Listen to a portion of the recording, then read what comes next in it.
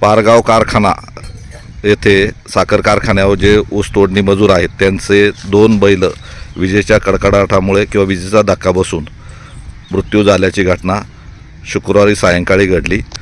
तर नेमकी काय घटना घडली किंवा काय नाव तुमचं? दादासाहेब बाबूराव चितळकर. हां, काय काम करता तुम्ही? आम्ही ऊसतोड कामगार करतो. बेन होतो सध्या.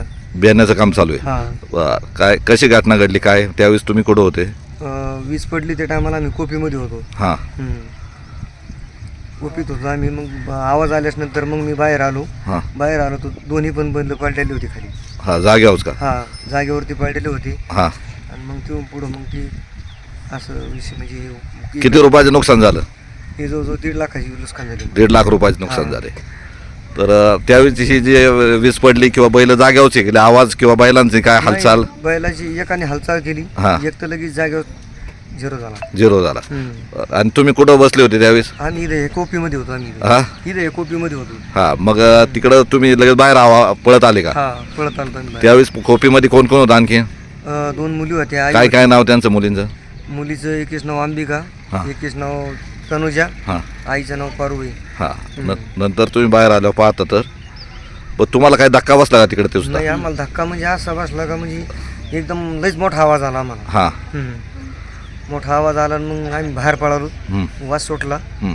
मग असं झालं. बरं, आता तुमचं रोजीरोटीचा प्रश्न बंद झाला आहे. हा. 2 बैल जाग्यावर गेली. तुम्ही आता ऊस बियाण्याचं वाहतूक काम करताय. हा.